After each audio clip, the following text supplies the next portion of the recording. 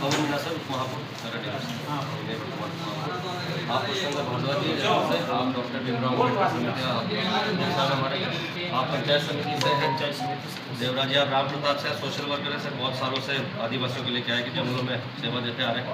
आप दुलीचंद जी हैं, भील समाज से, आप धर्मेंद्र जी हैं हमारे अध्यक्ष साहब हैं। तो सर ये पूरा डेलीगेशन 8 तारीख का मामला है।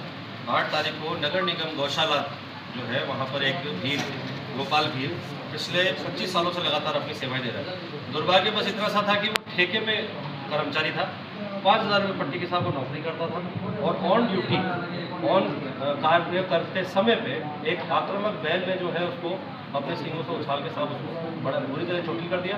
उसके फेफड़े पंचर हो गए, उसकी आंतें पंचर हो गई। 2 दिन तक सर उसका इलाज चला, ऑपरेशन हुआ, 10 तारीख को साहब उसकी मृत्यु हो जाती है। और सर हमारी डिमांड ये है कि सरकारी कर्मचारियों को जब एक्सपायर होते हैं तो उन्हें उनके परिवार को अनुकंपा का लाभ मिलता है, कंपनसेशन नहीं मिलती है। पर ये जो इसके लिए जो एक ठेका कर्मी जो था, इसके लिए सरकार ये कहती है कि इसके लिए किसी प्रकार का कोई लाभ नहीं है। तो ऐसी असमानता क्यों, जब ये भी तो एक सरकार के लिए काम कर रहा था, सरकारी सेवाएं दे रहा था। तो साहब इसके लिए भी ऐसे कोई नियम बनाने चाहिए, इसके परिवार को भी कहीं संबल मिलना चाहिए। पूर्व में भी साहब ऐसी घटनाएं कई बार हो चुकी हैं, पर क्योंकि ये 5,000 रुपये पट्टी में कार्य करने वाले कर्मचारी होते हैं तो इनके बारे में आज तक कभी किसी ने कोई बात नहीं की। कई बार सफाई करते वक्त रोडों के ऊपर जब सफाई झाड़ू लगा रहे होते हैं तो उस टाइम पे कई लोग जो है एक्सीडेंट के भेड़ चढ़ गए, मृत्यु हो गई। आज भी लोग पैरालाइज होकर बैठे हुए हैं, उनको साहब किसी प्रकार से कोई सहायता नहीं होती है। कारण सिर्फ इतना सा होता है कि जो ठेकेदार होता है वो उस टाइम में 5, 10, 15 हज़ार रुपये अपने आप को बचाने के लिए उनकी मदद कर देता है, और उसके बाद में साहब वो जीवन भर जो है अपने जीवन को कोसते रहते हैं। तो साहब हम सभी लोग जो है आपसे एक निवेदन लेकर ये आए हैं कि इसको उचित मुआवजा मिले, या तो कम से 50 लाख रुपये तक उसको मुआवजा मिले, या फिर इसको अनुकंपा का साहब इसके परिवार को लाभ मिले। आप कह सकते हैं कि साहब लाभ नहीं है, पर लेकिन साहब नियम संविधान कहता है कि नियमों के अंदर बदलाव किया जा सकता है। आज ऐसी कितनी मृत्यु होंगी, कितना कम, कहाँ तक हम इंतजार करेंगे साहब। समानता की बात है, आपके अनुच्छेद जो है कई सारे 14, 38, 35, 31 सब आपको राइट्स देते हैं कि भाई आप इनके अंदर बदलाव कर सकते हैं। तो साहब हम सभी जो है यहाँ पर डेलीगेशन आपसे यही निवेदन करने आए कि आप इसमें कुछ उचित कार्रवाई करें। सरकार को साहब एक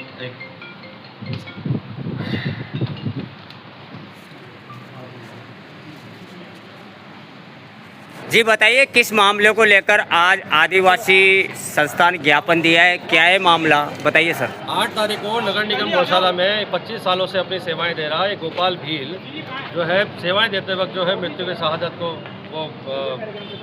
शहादत उसने प्राप्त की है। हमारी मांग ये है कि आज एक आक्रामक जानवर को नगर निगम के कर्मचारियों ने, नगर निगम के अधिकारियों ने क्यों उसको डिटेन नहीं किया, क्यों एक आक्रामक जानवर को लेबर के बीच में छोड़ दिया गया? क्या उन्हें पता नहीं था वहाँ पर सुपरवाइजर बैठे हुए हैं, अधिकारी बैठे हुए हैं? क्यों ऐसी हरकत की गई? कहीं बहुत बड़ी नेग्लिजेंसी हुई है? क्यों जिस जगह पे घटना हुई है वहाँ पर किसी प्रकार का कोई कैमरेज नहीं है? क्यों वहाँ पर ये जो घटनास्थल के बारे में किसी को कोई जानकारी नहीं है? ऐसा क्या कारण है? कहीं ना कहीं बहुत बड़ी नेग्लिजेंसी है। इसके अंदर सीधा सीधा नगर निगम प्रशासन की गैर आदतन हत्या का सीधा सीधा मुकदमा दर्ज होना चाहिए। हम डिमांड करते हैं कि आज ये देश सेवा करते हुए, गौ सेवा करते हुए जो गोपाल भील को वो शहीद हुआ है, उसको शहादत हुई है, तो इससे इसके परिवार को अनुकंपा मिलनी चाहिए। इसको कई सारे जो भी सरकारी लाभ हैं, मुख्यमंत्री सहायता कोष है उसको लाभ मिलना चाहिए, और जितने भी दोषी हैं उन दोषियों के खिलाफ कार्रवाई होनी चाहिए। लेकिन जो गरीब है, गरीब तबके का व्यक्ति, SST का व्यक्ति होता है, जो मजदूर होता है, जो ठेका कर्मी होता है, ये इसकी कभी भी कहीं भी किसी भी हादसे में कोई भी मौत हो जाए, लेकिन इनकी आवाज़ आज तक क्यों नहीं उठाई जाती, जबकि सरकार के लिए ये महत्वपूर्ण है, ये बताती है। बेशक एक बहुत बड़ी गंभीर समस्या है, क्योंकि आज पूरे देश के अंदर, प्रदेश के अंदर जितने भी सरकारी डिपार्टमेंट्स हैं वहाँ पे कई सारे जो कर्मचारी हैं वो लोग 5,000 रुपये पट्टी में अर्धकुशल कर्मी के तौर पे वहाँ पे काम करते हैं, और बेशक उनके साथ में कई बार घटनाएं हो चुकी हैं, दुर्घटनाएं हो चुकी हैं। वो कहीं पे अपंग हो जाते हैं, पैरालाइज हो जाते हैं, पूरी तरीके से छोटे लोग के जीवन भर जो है बिस्तर में पड़े रहते हैं, लेकिन उनको पूछने वाला कोई भी नहीं होता। वो हमेशा जो है वो किसी प्रकार की कोई पुलिस कार्रवाई क्यों नहीं करते? उसके पीछे सीधा कारण ये है कि वो ठेकेदार जो है उसको 10, 15, 20 हज़ार रुपये देके उनको चुप करा देता है, उनकी आवाज़ को दबा देता है, सांत्वना दे देता है, महीने 2 महीने तक उसको घर बिठाए रखता है, तब तक पूरी बात जो है पूरी तरह शांत हो जाती है। उसके परिवार वाला कोई बोल नहीं पाता, और उस 5,000 रुपये पट्टी कमाने वाले व्यक्ति से आप क्या अपेक्षा करेंगे कि वो कैसे अपनी आवाज़ उठाएगा?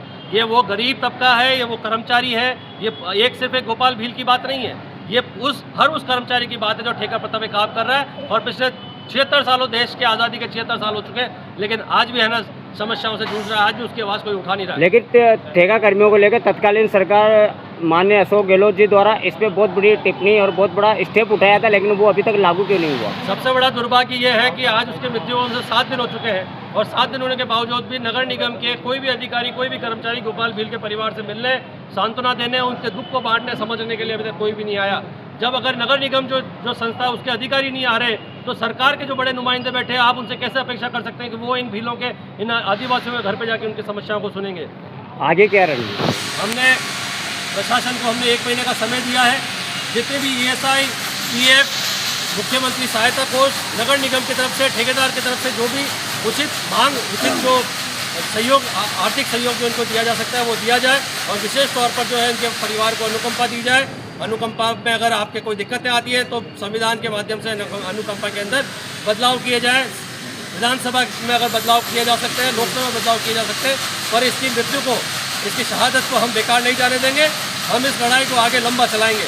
1 महीने का समय है। 1 महीने में अगर हमें उचित कार्रवाई नहीं होती है, अगर उचित हमें कार्रवाई नहीं दिखती है, तो बेशक 1 महीने के बाद में हम उग्र आंदोलन करेंगे। और अभी तो सिर्फ कोटा के लोग जो है, कुछ लोग इकट्ठे हुए हैं। ये अगर हमारी मांगे पूरी नहीं होती तो पूरे प्रदेश भर से जो है अलग अलग जन समुदाय यहाँ पर इकट्ठा होकर अपना प्रदर्शन करेगा।